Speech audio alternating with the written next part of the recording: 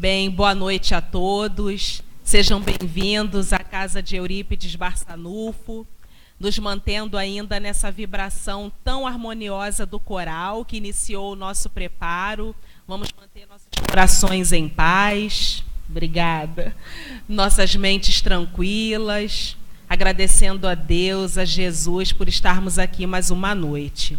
Bom, ao chegarem aqui à nossa casa, vocês receberam uma página, todos têm em mãos, e o nosso querido companheiro Samuel vai fazer a leitura dessa página e também alguns comentários acerca dessa leitura.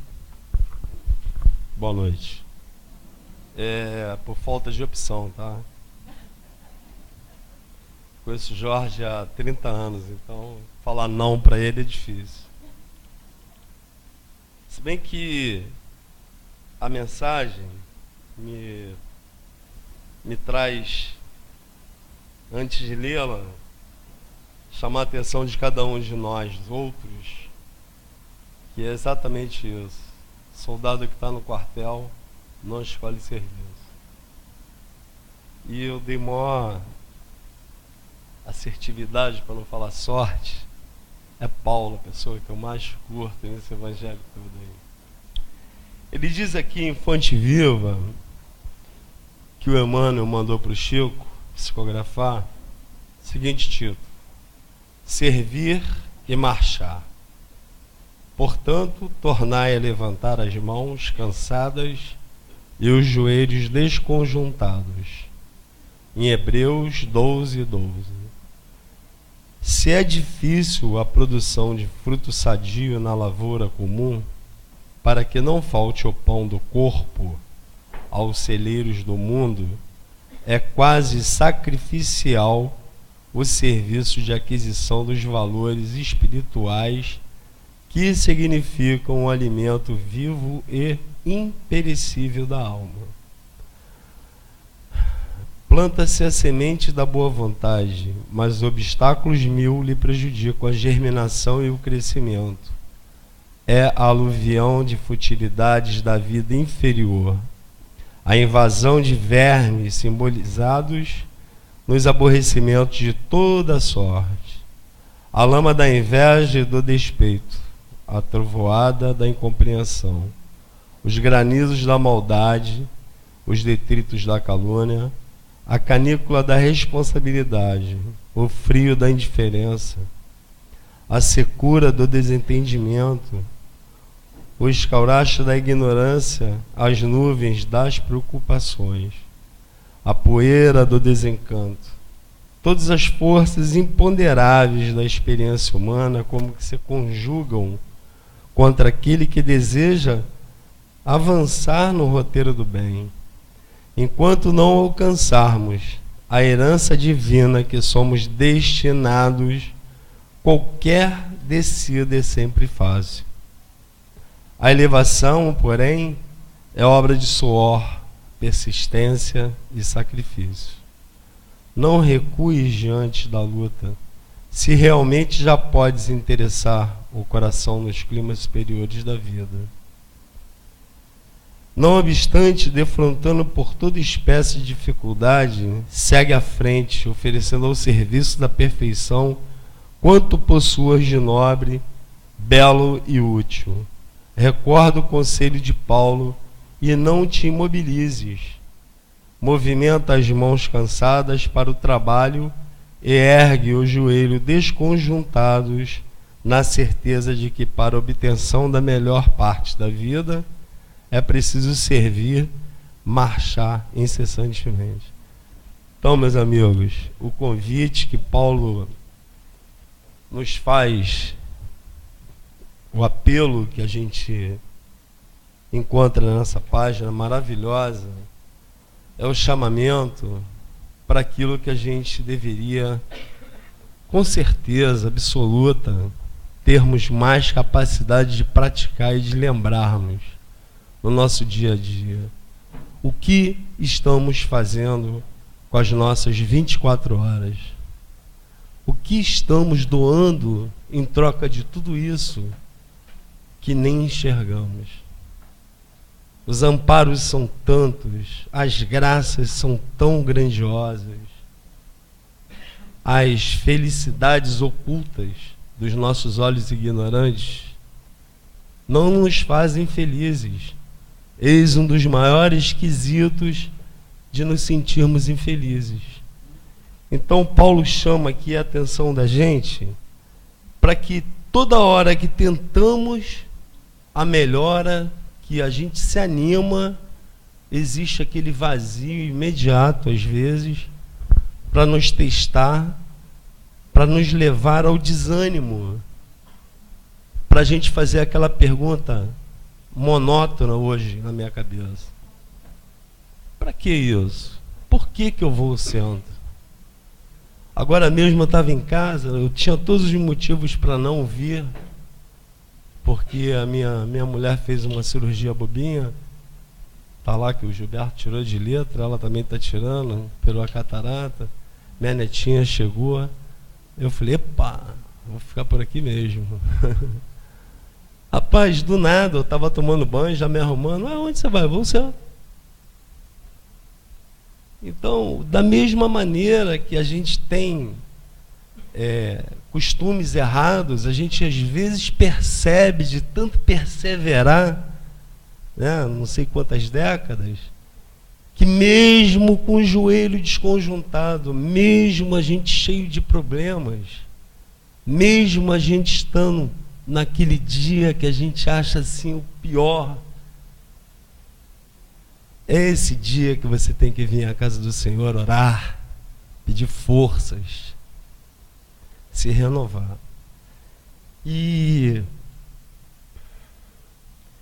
eu encontro vários exemplos na minha cabeça que plantar uma semente da boa vontade é uma coisa assim de exemplo. Você não consegue convencer a pessoa só naquele momento. Depois que você vira as costas, você não sabe se a semente ficou, o que deu aquela só conversa. Agora, com exemplo, você convence. Com exemplo, você vence. Com exemplo, você se livra dos males. E quem disse que não tem felicidade? Tem sim, tem sim. A gente pode buscar essa felicidade, apanhar ela, botar aqui dentro da gente. E uma das ferramentas que a doutrina espírita nos traz é essa casa, por exemplo. Quantas frentes de trabalho nós temos aqui? Eu olho para cada rostinho que eu lembro, ou das quartas, ou das terças, ou do sábado, da Vila Sapê. Então o Paulo chama para a gente entrar para dentro. Eu sei que eu estou falando errado. Para a gente ir de encontro, para nos misturarmos, para nos ondularmos na senda, no caminhar da Boa Nova do Senhor Jesus. E com isso, nós vamos melhorar, nós vamos alcançar melhoras físicas, mentais, morais. Vamos nos tolir ao erro fortuito. Nós vamos nos tolir ao julgamento, ou apontar o dedo. Então, quando a gente escuta a palavra falar que é um educandário, é um educandário. Evangelização é aprendizado. E a gente vem aqui para isso. E ninguém sabe mais do que ninguém. Às vezes a gente está intuído, tem uma ideia, é um exemplo, uma coisa que aconteceu com ele, comigo, com o outro. Mas a verdade é que Paulo nos alerta: viver sob a égide de Jesus é maravilhoso. A gente ter a coragem de, no domingo, que eu não tive ontem, de ir ao Curupaiti, não deu para ir. É maravilhoso passar 2, 3 horas ali. Em qualquer frente de combate, porque você está vendo que as pessoas estão combatendo. E muitas das vezes você pensa que vai levar, você recebe. É isso que Paulo está mostrando. Às vezes você não precisa ter as duas pernas, nem falar. Tem um monte de exemplos, Jerônimo, Amazonas, e vai por aí. Então a pergunta que fica, o que nós estamos fazendo com o nosso tempo espiritual? Tá bom? Obrigado, fiquem com Deus.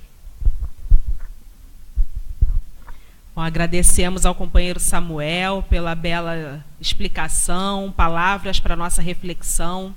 Reiteramos nossos cumprimentos a todos. Pedimos para que vocês desliguem os celulares ou mantenham no modo silencioso. É importante para que a gente não quebre a harmonia que já está posta aqui no salão. Toda essa preparação que a espiritualidade fez para essa nossa noite de estudo, de reflexão. Pedimos também para que evitem a circulação. Isso se estende também aos companheiros que porventura estejam assistindo lá embaixo. Bom, dando continuidade aqui ao início da nossa reunião, nós temos uma questão do Livro dos Espíritos que vai ser lida nesse momento. Então, Kardec fez a seguinte pergunta aos espíritos na questão de número 90. O espírito que se transporta de um lugar a outro tem consciência da distância que percorre e dos espaços que atravessa, ou é subitamente transportado ao lugar aonde quer ir? E os espíritos respondem: ambas as coisas. O espírito pode perfeitamente, se o quiser, dar-se conta da distância que percorre, mas essa lembrança pode desaparecer completamente. Isso depende da sua vontade, bem como da sua natureza mais ou menos apurada. E, por fim, temos aqui as palavras de Chico para a gente, que é sempre tão importante, essa presença tão forte aqui na nossa casa, nas nossas vidas, esse exemplo tão firme de amor. Mediunidade nos jovens é o título da lição de hoje.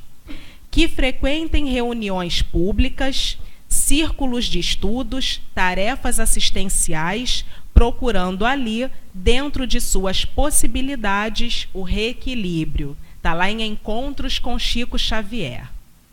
Bom, meus irmãos, assim eu os convido para que fechem os olhos, mantenham os corações e a mente tranquilos, apaziguados, porque nós vamos falar com esse nosso grande amigo, com o nosso Pai, Deus maior, e também com Jesus, nosso irmão, nosso mestre, nosso grande exemplo de amor na terra.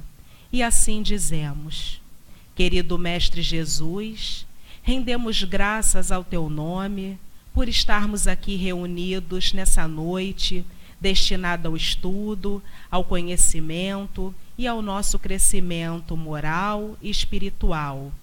Que sejamos capazes de compreender um pouco mais das leis do nosso Pai Maior, para que possamos nos aprimorar, lapidar e sermos também esse ponto de luz para aqueles que convivem conosco. Querido Mestre, agradecemos a oportunidade e a possibilidade de termos chegado a essa casa de amor. Nós sabemos que são muitas as dificuldades que todos nós encontramos, mas graças a Deus aqui estamos, com os nossos corações abertos, nossas mentes tranquilas, de boa vontade, para beber nessa fonte de amor. Assim, Senhor Jesus, em teu nome bendito, em nome do querido professor Eurípides Barçanufo, mentor da nossa casa, em nome de Chico Xavier e de tantos outros benfeitores, com seus nomes conhecidos ou anônimos, pedimos a permissão para darmos início a mais uma noite de estudo, mas que seja, sobretudo, em nome de Deus que estejamos aqui. Graças a Deus. Meus irmãos, hoje temos o prazer e a alegria de recebermos a nossa companheira Ana Paula, que preparou um estudo com muito carinho. Então, nesse momento, vamos emanar as melhores vibrações para ela, para que ela consiga alcançar os nossos corações com suas palavras.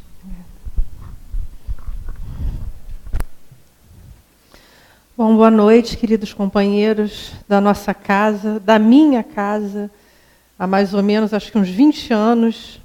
Essa casa que me recebe sempre de braços abertos, o professor Eurípides, que é a quem eu sou... Não devia ter falado agora, porque eu vou começar a me emocionar. A quem eu sou extremamente grata, porque se não fosse por essa acolhida, se não fosse pelo seu abraço carinhoso, a nossa caminhada seria muito mais difícil, né?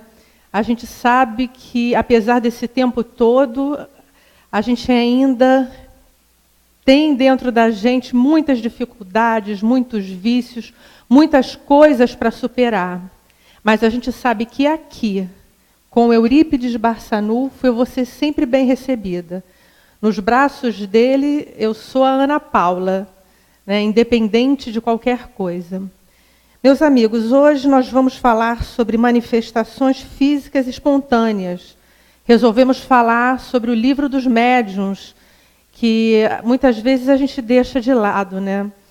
E nós trouxemos aí informações, claro, de acordo com aquilo que nós pudemos apreender, e sabendo que é um estudo difícil, mas, a meu ver, é extremamente prazeroso quando a gente começa nessa descoberta, né? E é um começo, porque nós precisamos nos aprofundar nesse assunto, porque tem muita coisa ainda a ser estudada, e a gente vai estudando na medida daquilo que a gente vai conseguindo entender, e de acordo com as informações trazidas pela espiritualidade, porque a gente sabe que eles não dão tudo de mão beijada para a gente, eles vão trazendo as informações, não só de acordo com a nossa maturidade intelectual, para que a gente possa compreender, mas também porque sabe que a gente tem que buscar as respostas, né? A gente não pode ficar achando que a espiritualidade vai trazer todas as respostas prontas. Cabe a nós buscarmos essas respostas.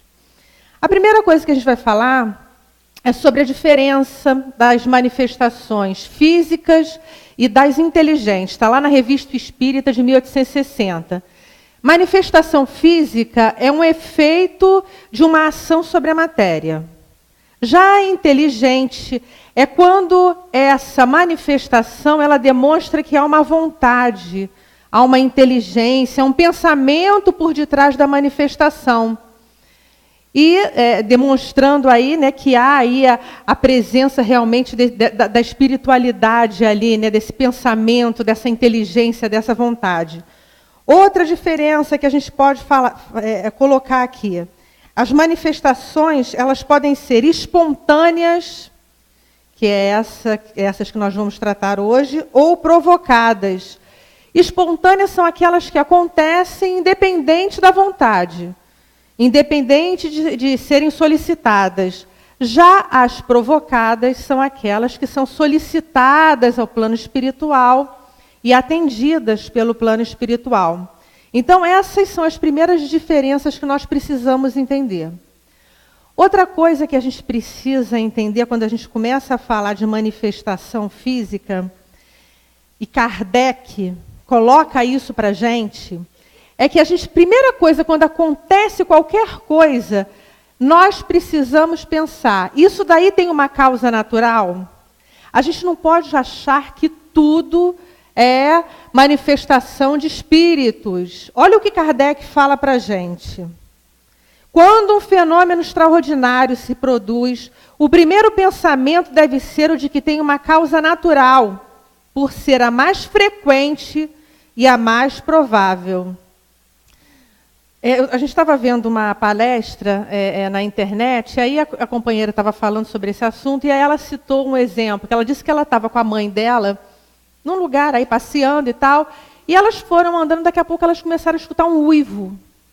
E ela olha para um lado, elas estavam aparentemente sozinhas, né? Olha para um lado, olha para o outro, e aquele uivo, e a mãe da companheira era médium de efeitos físicos. E aí elas começaram a procurar e tal, não sei o quê. Daqui a pouco elas foram perceber que era o barulho das árvores. O vento batendo nas árvores estava provocando esse barulho. Outro também exemplo, ela mesma fala que uma outra companheira, uma senhora, dizia que estava sendo visitada por espíritos.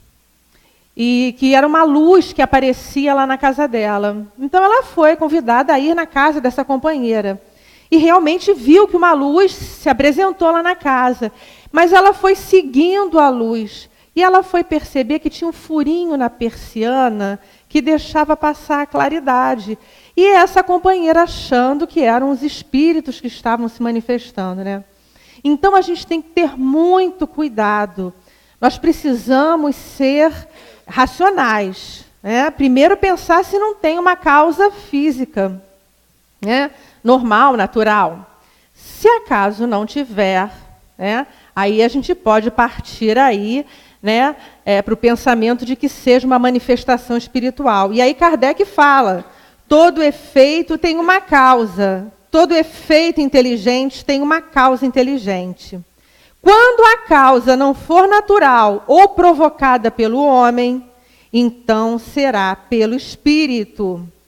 E vários são os exemplos de manifestações físicas. Nós temos aí o exemplo do Peixotinho, né, que provocava essas manifestações. Na Revista Espírita, tem vários exemplos, falando do padeiro de Diepa, do espírito batedor de Berthe-Saban. No livro dos médiuns também, né? Quer dizer, esse padeiro começou a acontecer vários... ele chegou na padaria e as coisas começaram, os móveis começaram,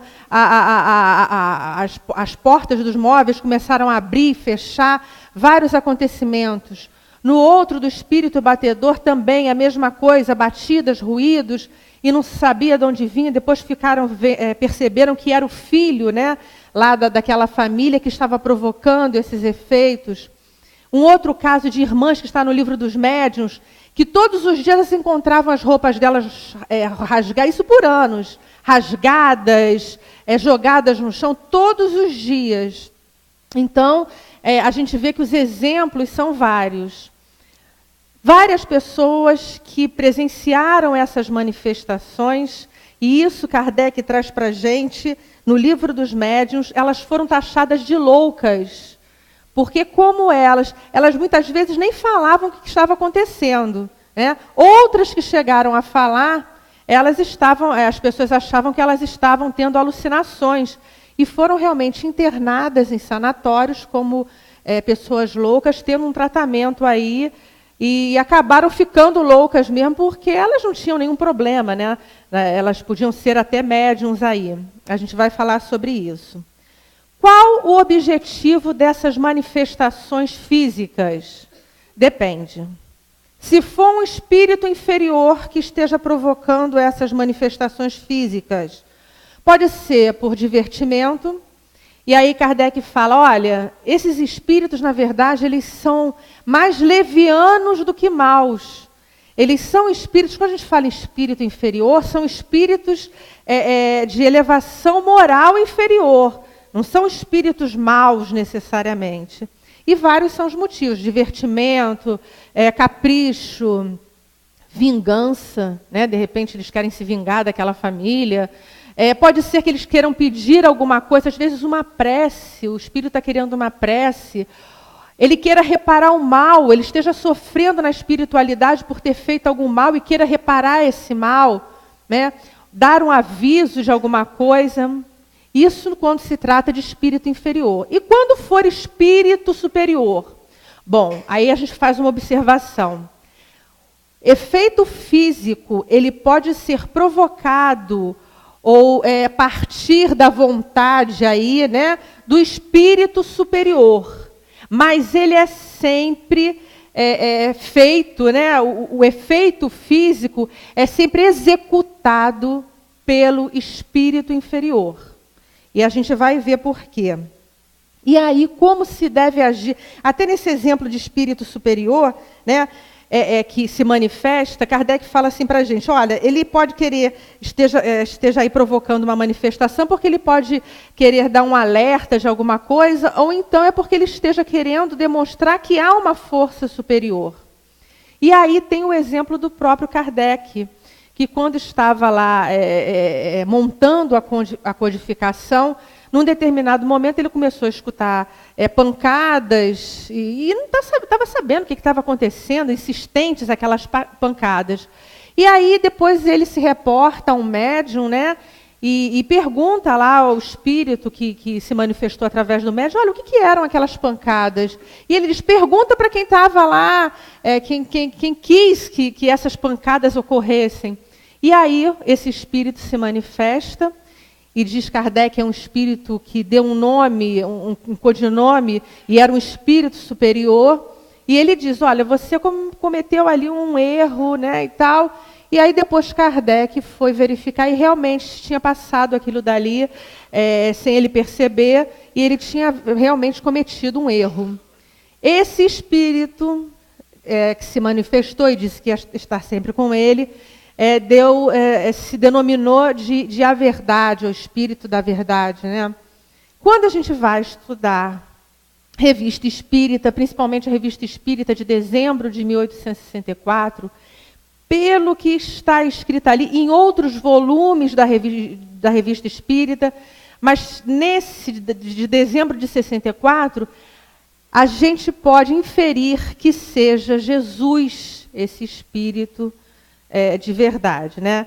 Então, se vocês tiverem oportunidade, dê uma olhadinha lá na Revista Espírita de 1864. Muito bem, como se deve agir quando essas manifestações começam a aparecer, a acontecer?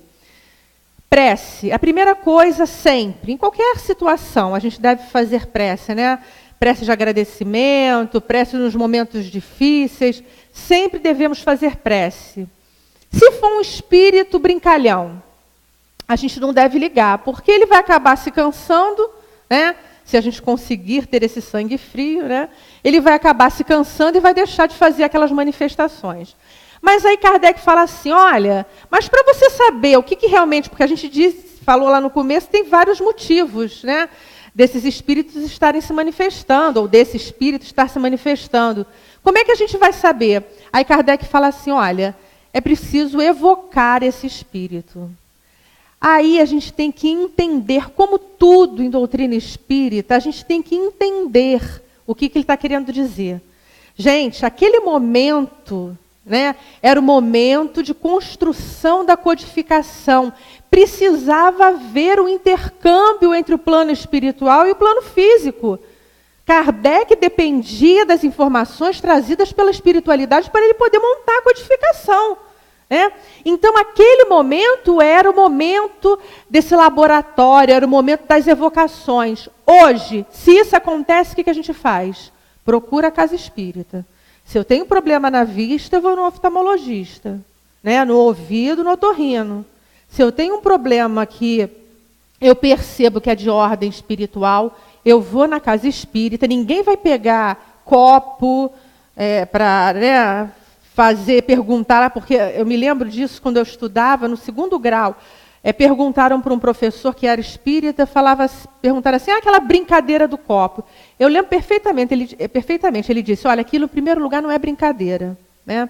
Então, se a gente tem algum problema ou alguma dúvida, a gente leva isso à casa espírita para podermos receber todas as orientações. Muito bem. Então, vamos entender esse processo, começar a entender esse processo de manifestação física. Quais são os 2 elementos gerais do universo? Kardec traz para a gente. O elemento espiritual, que é o princípio espiritual, né? Que é o princípio inteligente, que vai dar origem aos espíritos. Nós não fomos criados do jeito que nós estamos. Nós fomos criados simples e ignorantes. Esse é o nosso princípio, princípios inteligentes. É o primeiro elemento. Lembrando sempre que espírito é alguma coisa. Espírito é incorpóreo. Mas Kardec fala, olha, não é imaterial. É claro que não é a mesma matéria de mesa, cadeira, corpo físico. Mas é porque, às vezes, os espíritos...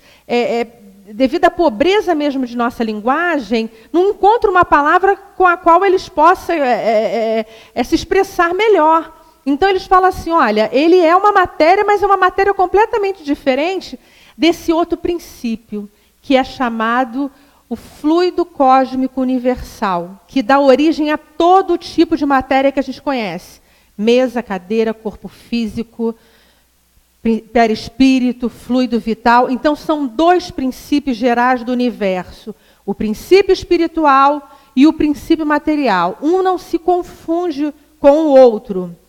Quando a gente fala de fluido cósmico universal, outra observação que a gente tem que fazer. Na época de Kardec, fluido tinha a concepção, os cientistas usavam essa palavra no sentido de algo sutil, matéria quintessenciada, matéria eterizada, imponderável, né, que não pode ser pesada.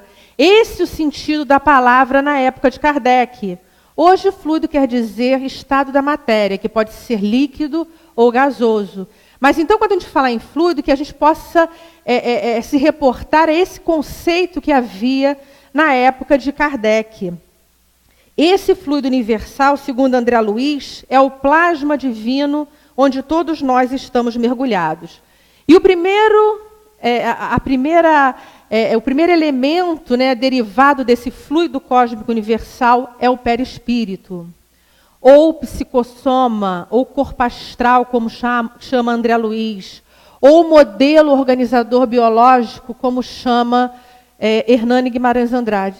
Você faz um favor para mim, quando for umas... Eu não estou enxergando nada daquele relógio. Quando for umas 10 para as... não estou enxergando nada. Está uma luz ali.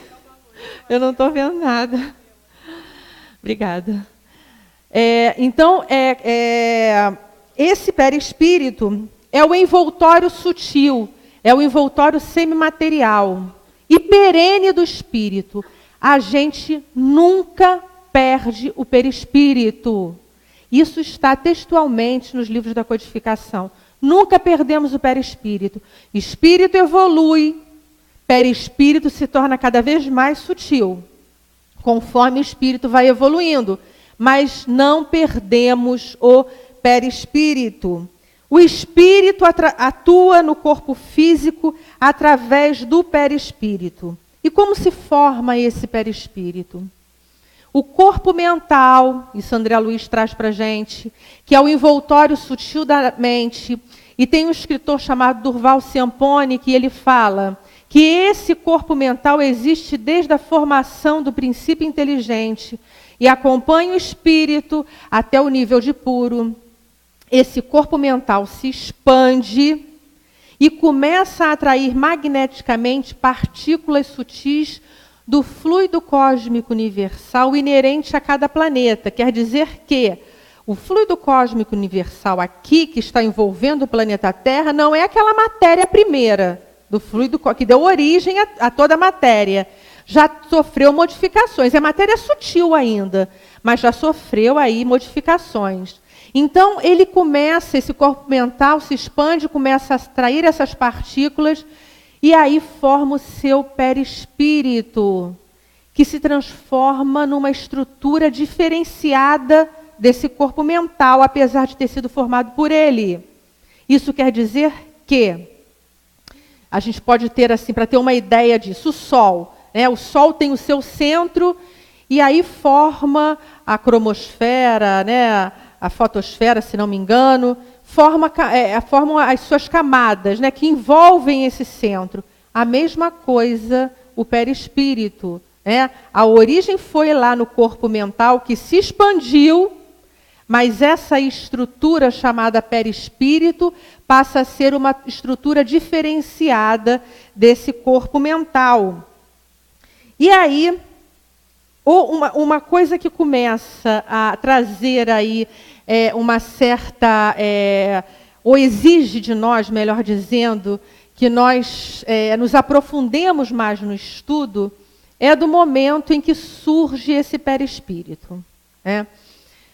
Bom, vamos dizer que nós passamos pelo reino mineral e o reino vegetal, esse princípio inteligente. Nós fomos pedras e vegetais? Não. O que fala para a gente André Luiz? Nós estivemos ligados a esses reinos através de uma rede filamentosa. São centros de força. O que eu vou falar aqui é só para a gente poder visualizar. Né? Não é o que acontece, é só para a gente poder ter uma ideia. Como se fossem tentáculos, né? Esses tentáculos que unem esse princípio inteligente a esses reinos sem que ele esteja dentro, né, encarnado, porque a gente não pode falar nisso, né, no reino mineral nem vegetal. Então ele esteja unido através desses tentáculos, esses centros de força, recebendo todas as informações necessárias desses reinos. Aí, num determinado momento, esse princípio inteligente adquire o perispírito, né, da forma que nós falamos, e ele entra no reino animal. Ele se individualiza. E aí continua o seu caminho evolutivo até que haja aí um despertar da consciência, ele possa entrar no reino hominal, né? O reino que nós estamos agora. Quando a gente vai ler Zalmino Zimmermann, que é um escritor que eu gosto muito, ele foi presidente da Associação dos Magistrados Espíritas do Rio de Janeiro, ele já desencarnou. Ele tem um livro chamado Perispírito. Semana passada, até o Gilberto estava falando um negócio de gente que gosta de livro grosso e livro fino. Desculpa informar, mas esse livro é grosso, né? Mas a letra é grande também, então dá para a gente ler rapidinho, não é aquela letra miudinha, não. Mas ele é um livro excelente, ele é um grande pesquisador, né? A gente pode dizer que ele é um grande pesquisador, porque acreditamos que ele continue suas pesquisas também no plano espiritual. E ele fala assim para a gente, olha, ele fala que no reino vegetal, para ele, há uma protoestrutura psicossômica, que seria uma estrutura equivalente ao perispírito no reino vegetal.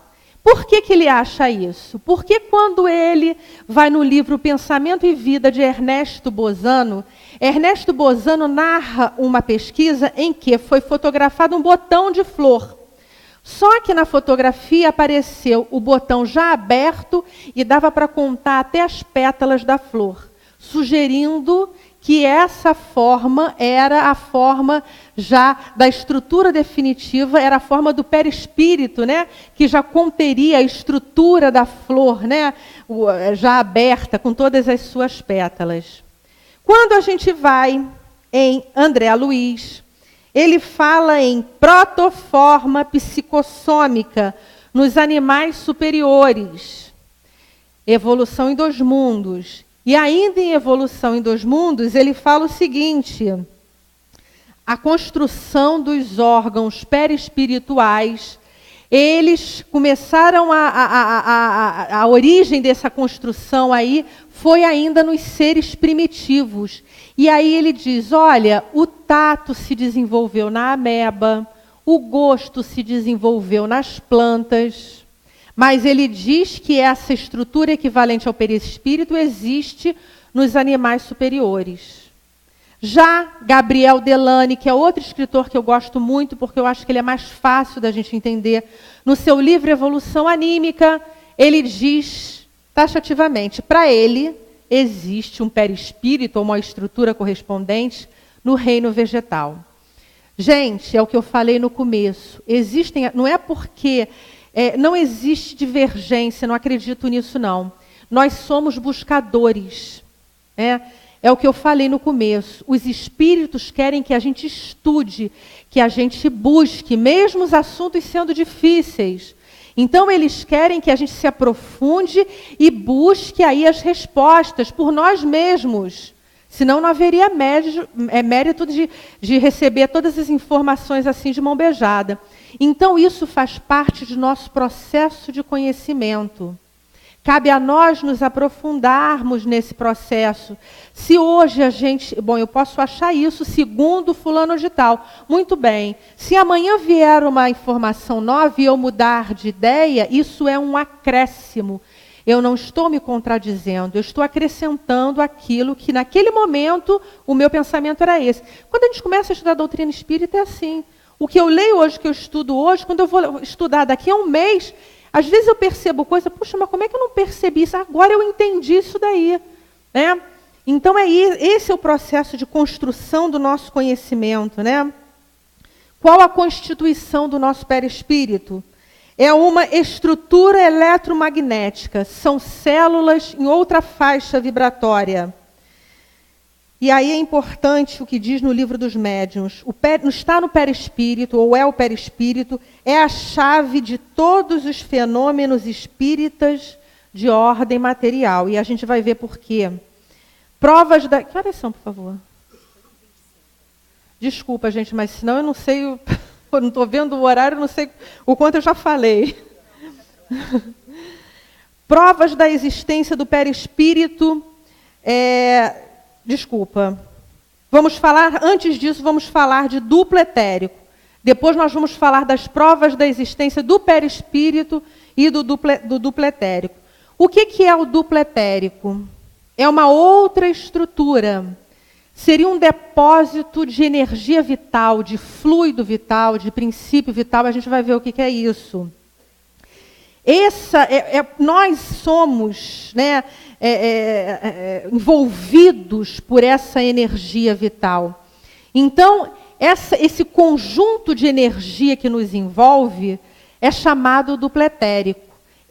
Isso o Mino Zimmermann também traz para a gente. Ele tem a forma do nosso corpo físico, né, esse duplo etérico. Qual a função desse duplo etérico? Bom, uma função na saúde. Ele sustenta a energia vital. E quando a gente fala assim, dessas estruturas, na verdade, esses corpos, corpo físico, perispírito, duplo etérico, eles se interpenetram, mas a gente precisa estudar essas estruturas separadamente para a gente entender. Estamos falando de energia. Quando a gente fala de matéria, de fluido, isso tudo é energia, né? Magnetismo. André Luiz fala disso para a gente. Qual a função desse duplo etérico? Ele mantém a nossa saúde física, a estrutura das nossas células. E ele pode recuperar a nossa saúde. Como se recupera a saúde? O perispírito, se utilizando da energia vital do duplo etérico, passa essa energia para a célula física, e aí há uma modificação nas propriedades da célula física. De célula doente, ela passa a se transformar numa célula sadia. Isso está lá na Gênese, né? Em outros livros, a gente vai juntando tudo. Então, há essa possibilidade de se recuperar a saúde. Claro que vai entrar aí merecimento, né? Se a pessoa não é refratária a essa energia, vamos supor num passe. Se eu estou sentada aqui para receber o passe, estou assim, não acredito nisso, não vai adiantar nada, não vai me curar, não vai mesmo, porque você vai bater e vai voltar, né? Agora, se eu estou predisposta a receber aquela energia, se eu tenho aí esse merecimento para receber, porque muitas coisas estão envolvidas, pode haver a cura. Na verdade, sempre há cura, gente. Quando não há cura física, ocorre a cura espiritual, que é muito mais importante do que a cura física, né?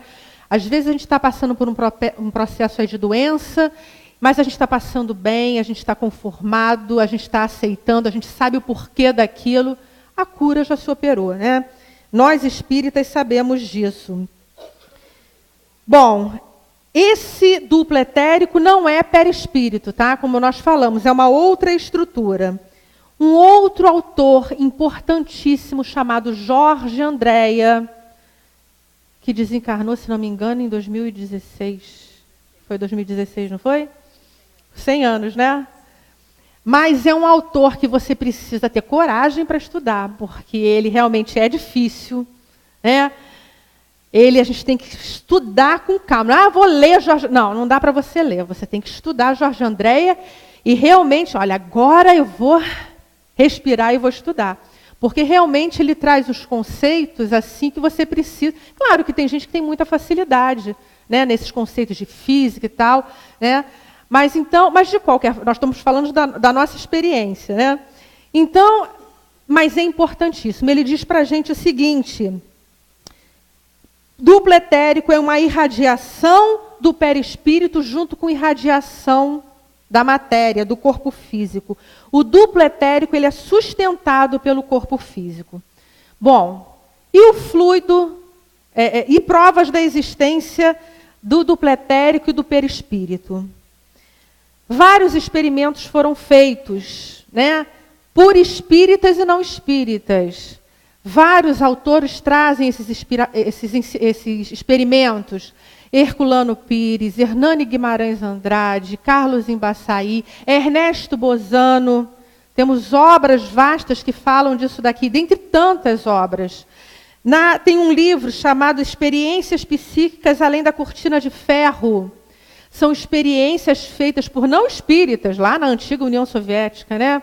E aí, o que eles perceberam? Quando fotografavam um ser, eles perceberam que se tirasse, vamos supor, uma folha, tirava um pedaço de uma folha, ou então fotografavam um membro amputado. Eles começaram a perceber que na fotografia aparecia a estrutura original daquele ser, com luminosidade. Então, eles perceberam, olha, isso não tem nada a ver com a estrutura física, porque foi rasgada, tinha um membro amputado, não tem mais a estrutura física ali.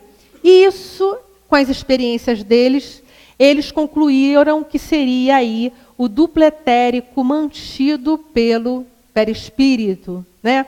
Então, são inúmeras as experiências trazidas para a gente. Diante disso, Zalmino Zimmermann, a sugestão de Zalmino Zimmermann, quando a gente desencarna, uma parte dessa energia vital do duplo etérico, ela se dissolve e vai formar outros corpos. Outra parte fica na célula, no corpo físico, enquanto as células vão se decompondo e vai saindo, se desintegrando aos poucos. Para Jorge André, ele diz que, na verdade, essa saída dessa energia não tem a ver com a decomposição do corpo, mas a elevação do espírito. Mas outra parte fica vai com o espírito junto com o seu perispírito. Aí, outra observação. Espírito que ainda precisa de energia vital, é o espírito que a gente falou, espírito inferior, que não é elevado moralmente, ainda está sujeito à lei de reencarnação, ainda é espírito materializado. Então, ele leva um pouco dessa energia vital junto com o seu perispírito. Muito bem. O que é essa energia vital que nós estamos falando? É chamado de fluido vital, fluido nervoso, fluido perispiritual, fluido magnético, eletricidade animal, né?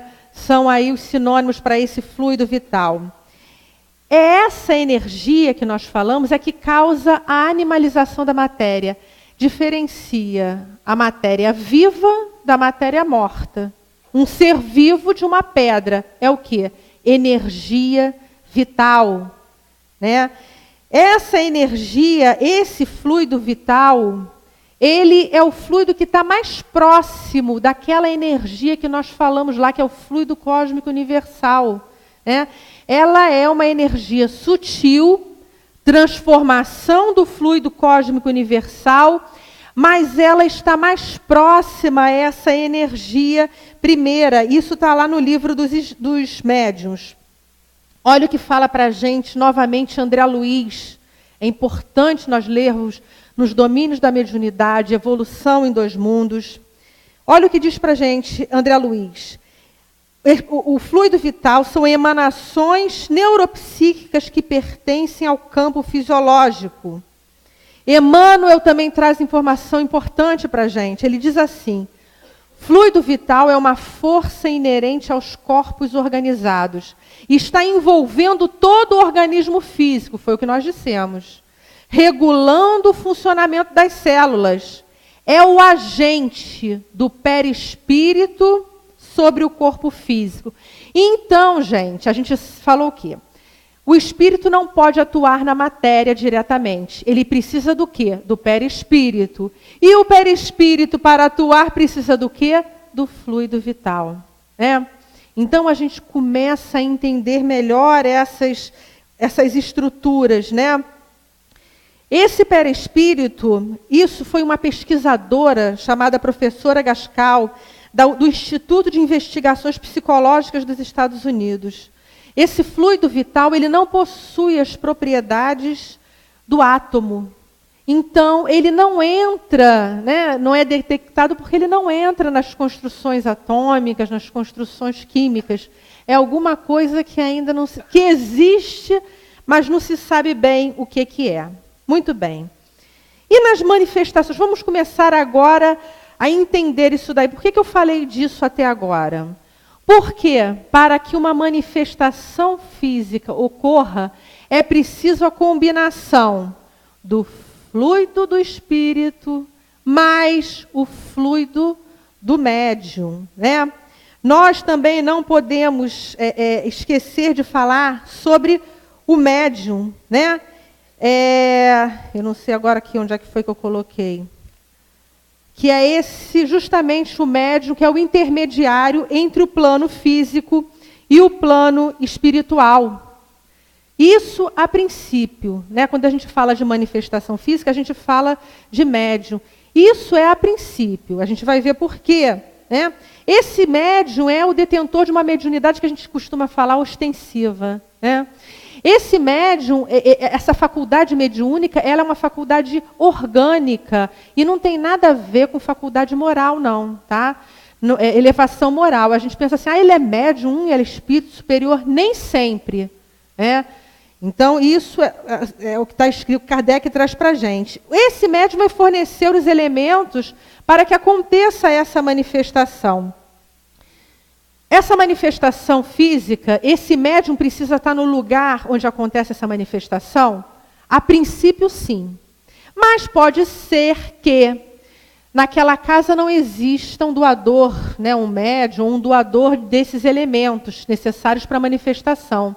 Aí chega uma pessoa naquela casa e ele possui esses elementos. E aí o que a espiritualidade faz? Se utiliza desses elementos e as manifestações começam a acontecer, né? Então, é uma manifestação que não ocorre habitualmente naquela casa, mas aconteceu com a chegada dessa pessoa, né, naquele ambiente. Agora, os espíritos falam também o seguinte, pode ser que o médium não esteja naquele ambiente ali, pode ser que ele seja um vizinho. E aí a espiritualidade colhe esses elementos necessários para que essa manifestação aconteça. Os médiuns costumam, a faculdade mediúnica costuma ser voltada para um tipo só, né? Eu sou médium psicógrafo, o outro é vidente, o outro é audiente, o outro é de manifestação física, diferentemente do nosso Eurípides Barçanufo, que detinha vários tipos de mediunidade, né? A maioria das pessoas tem um tipo de mediunidade só, né? Então, para que a manifestação física aconteça, precisa do médium? A princípio, sim. Por quê? Porque Kardec fala para a gente que pode acontecer da pessoa estar provocando aquela manifestação porque ela possui dentro de si os elementos necessários para que a manifestação ocorra, independente da intervenção de um espírito. Ela mesma é um processo chamado de animismo, ela mesma provoca esse tipo de manifestação física. E, quando se trata de mediunidade, logicamente que precisa aí dos elementos aí desse médium, desse espírito, né? E aí essa manifestação, nós falamos disso tudo porque quando acontece a manifestação, há uma combinação de quê?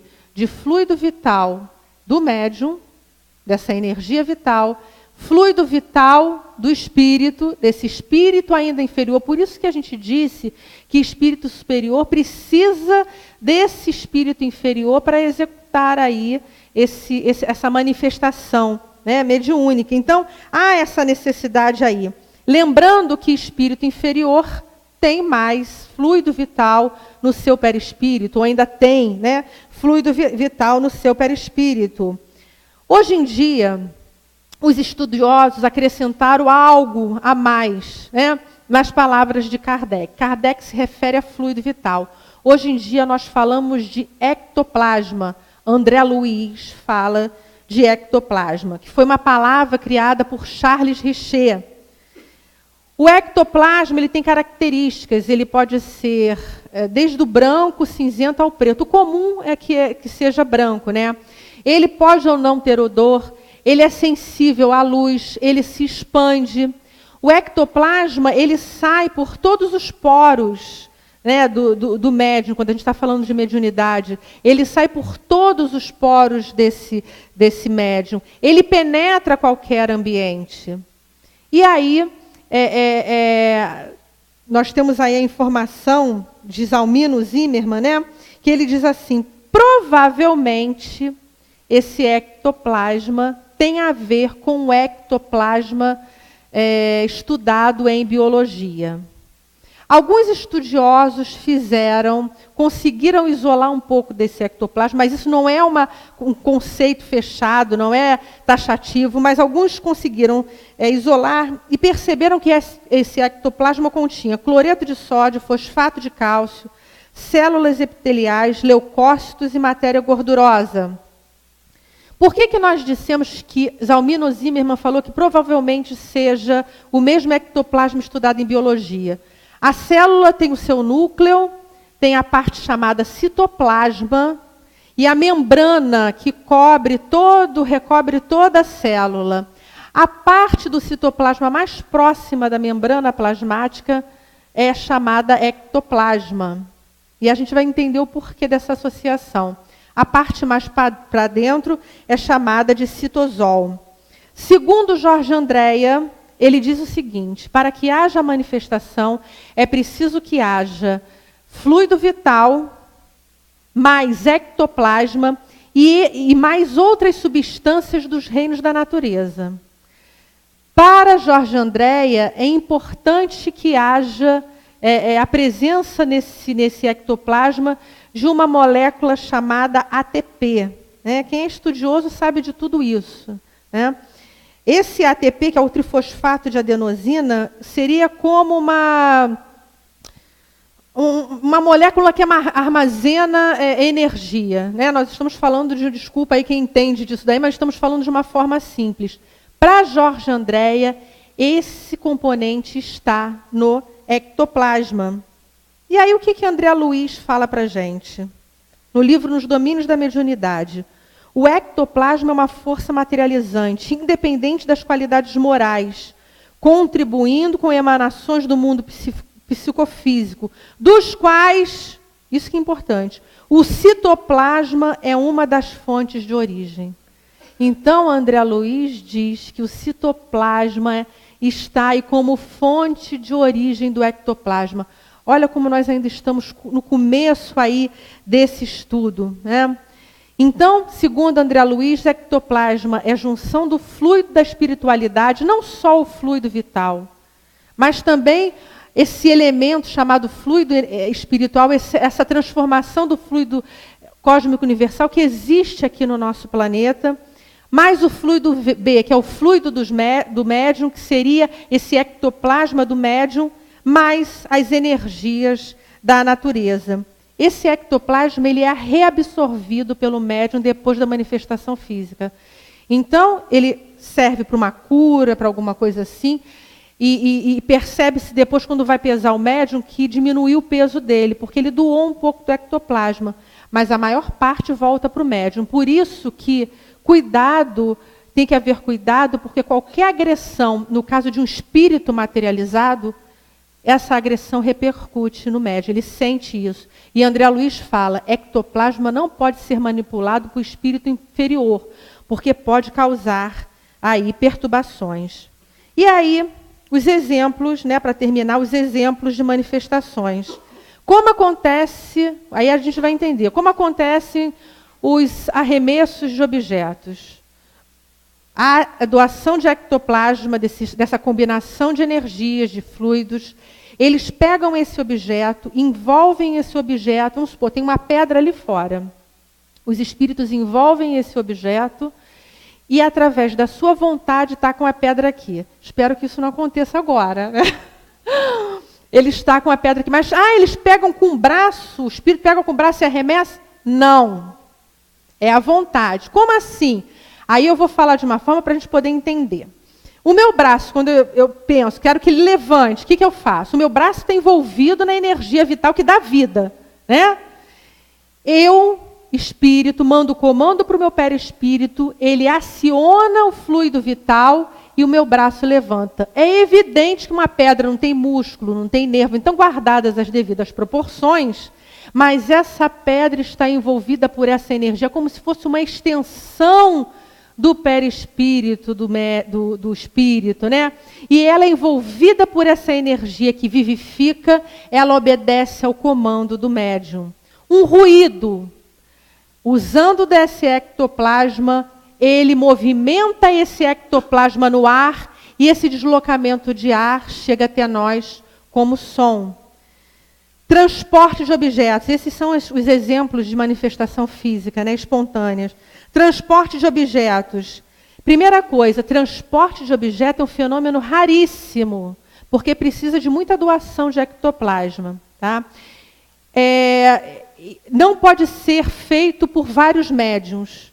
É raro encontrar esse tipo de médium. Não pode haver concurso de médiuns.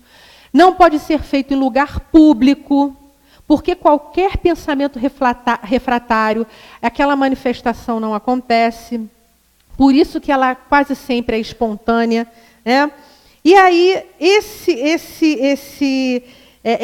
tipo de manifestação, nem todos os espíritos são capazes. Por quê? Porque eles têm que pegar aquele objeto, envolver no ectoplasma, tornar esse objeto invisível, transportar o objeto para cá, para dentro, tirar a camada de ectoplasma e transformar um objeto em objeto visível.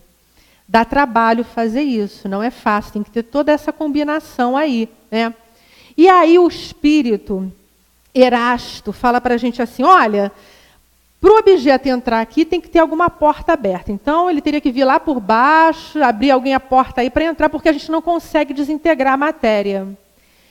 Aí chega André Luiz e fala assim para a gente, por isso que eu digo, não é que ele esteja errado, gente, nós vamos acrescentando, porque nem tudo ele podia dizer naquela época.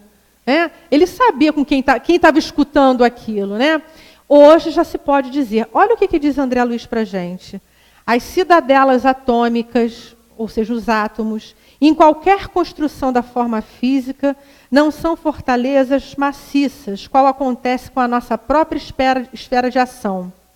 Chegará o dia em que a ciência dos homens poderá reintegrar as unidades e as constituições atômicas, com a segurança dentro da qual vai aprendendo a desintegrá-las. Então ele diz o seguinte, a gente pode sim desintegrar um objeto lá fora, passar por um ambiente, uma barreira material, voltar a construir, né, a integrar esse objeto e torná-lo visível. Quanta coisa, né, a gente não vai poder fazer com isso quando nós formos detentores aí dessa ciência, dessa possibilidade, né? Ainda estamos distante disso porque a gente não tem nem capacidade moral para deter esse tipo de conhecimento. Né? Do jeito que a gente está fazendo por aí, então ainda vai demorar algum tempinho para isso. Esse objeto, quanto mais pesado, mais ectoplasma precisa. Então, meus amigos, eu sei que é um assunto assim, essa parte científica da doutrina espírita é um assunto que, como eu falei no começo, a gente precisa se aprofundar, mas não é por isso que a gente não vai falar desse assunto. Tudo que eu falei aqui é doutrina espírita. Né? Então, é preciso que a gente realmente esteja aberto para estudar isso daí, porque quando a gente começa a entender o porquê, a gente começa a achar aquele assunto fascinante. Né? Então, e isso trata de coisas, às vezes não acontece com a gente, mas fulano chega e é sempre assim. Né? Comigo nunca aconteceu, não tem ninguém na família. Aí chega alguém e fala assim, olha, está acontecendo isso comigo. Né? Então a gente precisa pelo menos ter noção, ou pelo menos saber que a doutrina espírita, através da espiritualidade, os espíritos trazem para a gente através da doutrina espírita, todas essas informações, e nós temos a contribuição de vários pesquisadores. Eu citei alguns, mas tem pessoas que se dedicam, independentes até de serem espíritas, mas que trazem informações importantes para a gente. Então, meus amigos, que realmente eu possa ter sido útil, pelo menos para despertar o interesse, né, nesse assunto, que é difícil, mas, a meu ver, é bem fascinante. Muita paz. Bom, agradecemos Ana Paula pelo estudo. Eu acho, Ana, que você só reiterou o lema que fica aqui no nosso mural. Espiritismo sem estudo é espiritismo sem qualidade. Então, foi um convite para que a gente possa aprofundar esse estudo, certamente muito instigante. Bom, convidamos os companheiros médiuns, já previamente orientados à tarefa do passe, para que se posicionem, para que a gente inicie a segunda etapa da nossa reunião, que é a tarefa do passe. Nós vamos diminuir as luzes aqui no salão, meramente para que a gente continue concentrado, para que não haja dispersão da nossa atenção.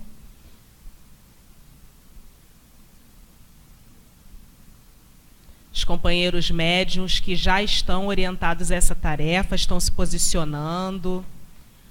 Para nós que estamos receptivos, que mantenhamos as mentes tranquilas, focados ainda em todo esse estudo que nós recebemos, de olhos fechados, tranquilos, falemos com Jesus.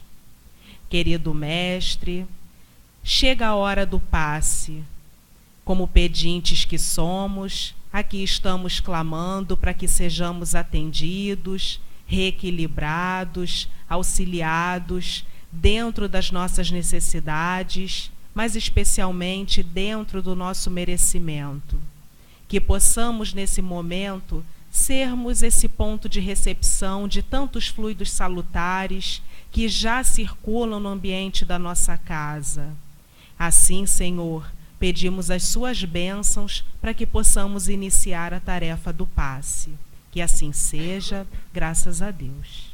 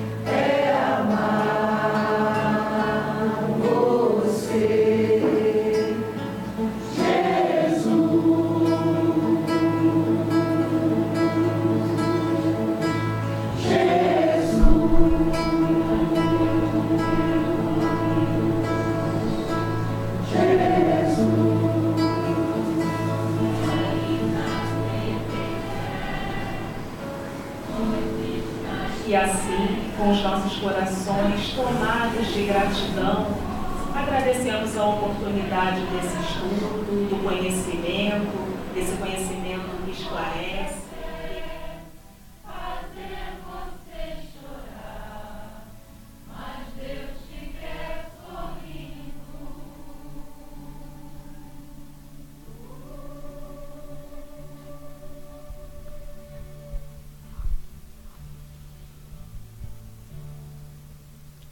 Senhor Jesus, como somos agradecidos pela oportunidade, pela graça do conhecimento da doutrina espírita, essa verdade que nos liberta, Senhor.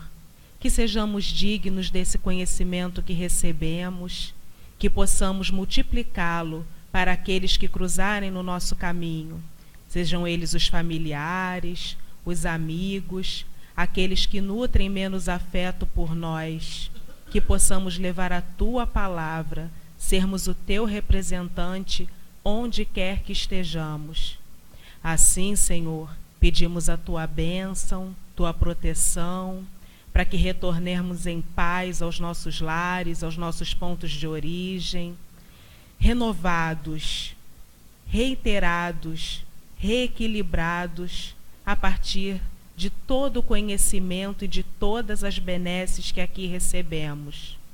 Dessa forma, Senhor, em teu nome bendito, em nome da espiritualidade amiga e generosa que esteve conosco e certamente continuará, mas sobretudo em nome de Deus, damos por encerrada mais uma noite de estudos na reunião pública. Que assim seja, graças a Deus.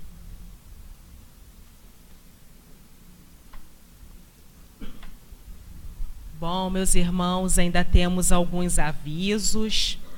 Posso começar, então, com os informes? Vou começar com os informes, fazendo um convite a todos vocês.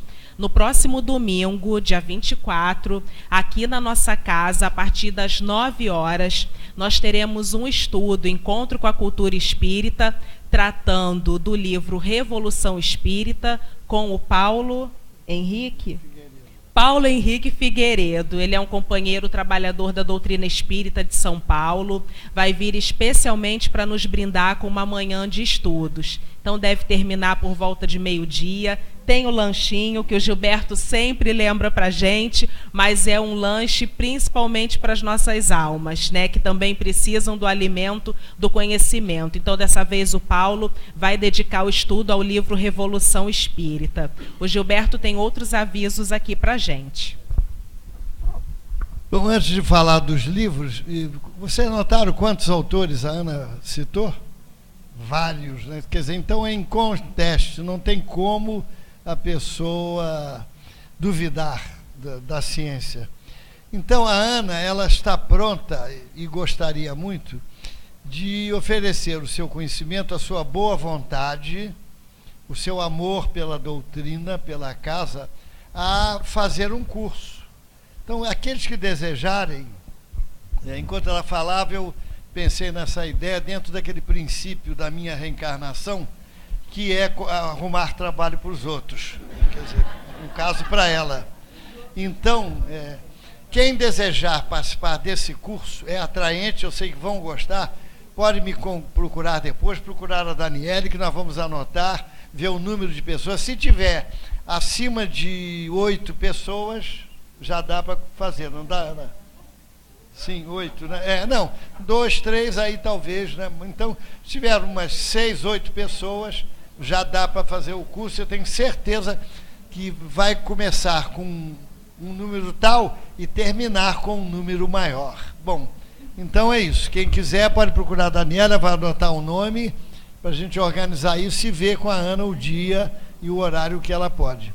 Esse livro aqui, Reencarnação é Possível Provar, é do Gerson Simões Monteiro, que foi orador, foi da Federação do Estado aqui, fez muitas palestras aqui, trabalhou no Santa Maria durante mais de 50 anos, fazendo um culto naquele hospital, domingo de manhã. Então, foi uma criatura extraordinária sob o ponto de vista da abnegação e do ideal. E esse livro está em promoção, o mesmo valor do preço do Clube do Livro, R$20. Ele custa 26, 28, por aí. E temos também já a agenda do ano que vem, que também está em promoção. Quem quiser a agenda, uma agenda da Boa Nova Editora, Jesus no Dia a Dia, de 2018. Hein? Você quer? Então leva essa e paga lá, né? Pronto, está resolvido. Já vendi uma, viu? Então, gente, então é isso. E agora a Daniele vai falar sobre a trova. Bom, hoje, para prestigiar esse coral que é sempre tão querido, né, que nos brinda com lindas canções prece, eu vou pedir para que a minha amiga Solange escolha um número de 1 a 50, representando o coral todo, hein? Olha a responsabilidade. 12? Vamos lá. A Solange escolheu, mas certamente atende a todos nós. Quem vive de lastimar-se todo dia, toda hora, acaba na contradição do enfermo que não melhora. Ó, Silva Lobato pela psicografia do Chico. Mais uma vez para a gente guardar na mente e no coração. Quem vive de lastimar-se todo dia, toda hora, acaba na condição do enfermo que não melhora. Uma noite de paz a todos.